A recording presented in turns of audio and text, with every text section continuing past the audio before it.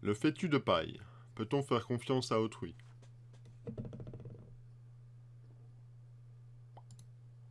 Un moine vivait dans un village, qui se disait ascète. Mais il profitait bien des villageois et de leurs aumônes. Il avait d'ascète que le titre. Quant à la méditation, il la réservait pour l'apparence. Quand on venait le consulter, en effet, il ne percevait aucun intérêt et de surcroît trouvait la position de médiation très inconfortable. Un notable vint lui rendre visite un jour et lui demanda sa bénédiction et son aide.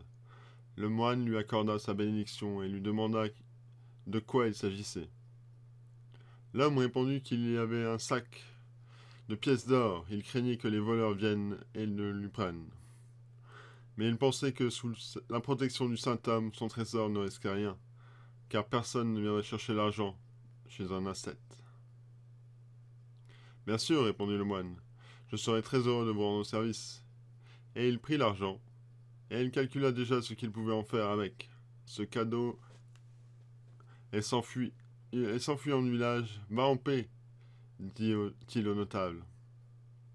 Il pensa toutefois atteindre quelques jours pour ne pas éveiller les soupçons, et il enterra le sac de pièces d'or dans un trou, au pied d'un arbre.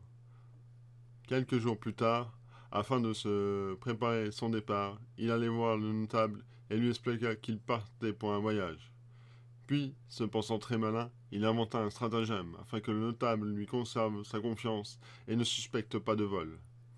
Il sortit de la maison, alla dans les champs, prit un morceau de paille, le mit dans ses cheveux et retourna au domicile du notable. Celui-ci s'étonna du retour du moine. Ce dernier expliqua: j'ai trouvé un fétu de paille dans mes cheveux, et je me suis dit qu'il aurait dû tomber dans votre toit lorsque j'ai été passé.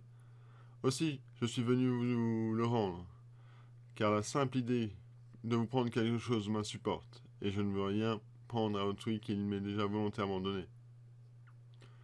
Le notable s'exclama, admirant sa sainteté de ce moine, mais son jeune fils, qui avait observé la scène, n'en tira pas la même conclusion.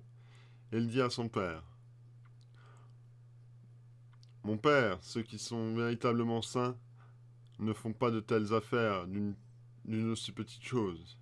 Il me semble qu'ils sont les plus humbles et discrets. Aussi, cet homme me paraît-il très bizarre. Allons plutôt voir ce qu'il est en train de fabriquer, car cette histoire me semble très étrange.